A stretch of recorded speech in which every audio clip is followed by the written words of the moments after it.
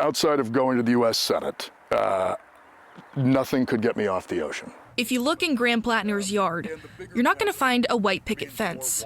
You'll see oyster cages, shells, and lots of buoys, lots of chain, lots of anchors. He lives in Sullivan with his wife, Amy, on the same street he grew up on, the water just a short walk away from their home. I love working on the sea. He was getting ready for another day on the boat when labor union reps approached him at his door last summer. They essentially were like, we think you should run for U.S. Senate. And Amy and I were like, that's the most insane thing I've ever heard. But by the end of the summer, Platner launched his campaign. I am fighting for a politics that not only shows up to represent working people, but actually makes politics accessible to working people. Platner and David Costello are on the ballot for the Democratic primary this June. If he secures the nomination, Platner then faces Senator Susan Collins, who is looking to secure her 6th term. So the real question is do we want to replace her with someone who just wants to do politics as usual? Or do we want to replace her with someone who wants to commit the time and the energy to rebuild that kind of seniority, rebuild that kind of power, but do it in a way that's actually going to represent the working people of Maine? Platner has been in the hot seat over now deleted Reddit posts in which he used a slur about people with intellectual disabilities, as well as posts about sexual assault, and a now covered up tattoo that resembled a Nazi symbol. People change, people learn new things, people become different versions of themselves, hopefully better versions. And so my journey to where I am right now, it's been a journey, and it's been one of ups and downs. And I just hope people can very much understand that because of that, I'm not ashamed to talk about it. Who I am today is someone who has spent years being very involved in my community, caring immensely for the place that I grew up. When it comes to policy, Medicare for All sits at the top of Platner's list. It's a bill that exists. We don't have to invent something new. We already have it. But we do need more people in places of political power who want to fight for it and who also want to be very vocal and talk about why it is we need it and why we can have it. He's looking to make the country more affordable by taking health insurance premiums, the cost of childcare, and local property taxes off the plate of working people.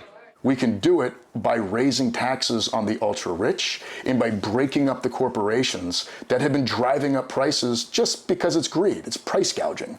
And we need to make all of that illegal. Platner says U.S. immigration and customs enforcement should be dismantled, looking to build something else entirely and invest in a, frankly, larger administrative system around immigration so we can effectively handle it and allow people to come to this country legally and partake in the American dream and get labor protections, pay into the system, pay into Social Security, pay taxes. Platner wants voters to know that change is possible if they build power together. When regular people organize and build power together, we can actually build a better future.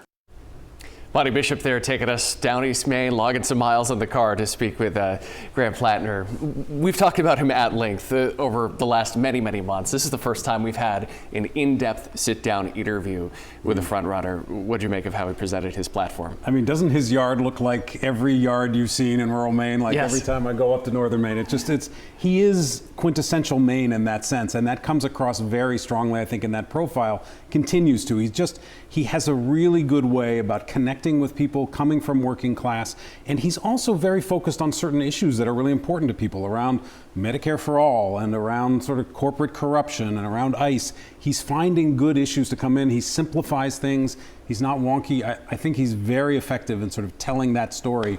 It's going to be interesting to see how that message keeps coming as we get to the general. Phil, what do you think? Yeah, he's very likable when you follow the interview that we just watched. But I think the challenge is going to become for him is he's talking in big, broad strokes. As he gets closer to the election, he's going to have to be more specific. The Democrats held the House, the Senate, and the White House and brought us the Affordable Care Act.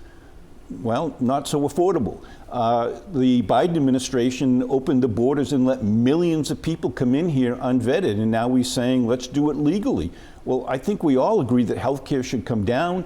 Our immigration process should be one in which we know who you are and you're coming here to make America better, not to go on welfare. He's going to have to deal with those things in his campaign as election day comes forward. The tattoos, the Reddit posts have been the focus of a lot of scrutiny. Yeah. How did he respond to those questions?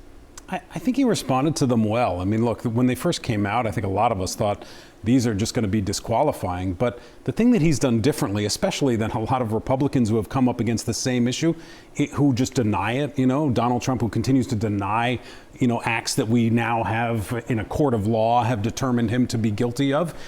He's confronting it, and he's saying, yeah, I said those things. I'm a different person today. I shouldn't have said those things. That's the important difference for him. He keeps answering the question every time it's asked. He doesn't try to discard it. Has he explained effectively how he changed, the work that he's done to change after making those comments? I think there is more work to do around that. I think as the scrutiny gets higher, he's going to have to do more. The ads are going to come in a tidal wave against him around this stuff in a way that it hasn't before. So he may have to do more, but I have faith that he will, because he just doesn't shy away from it.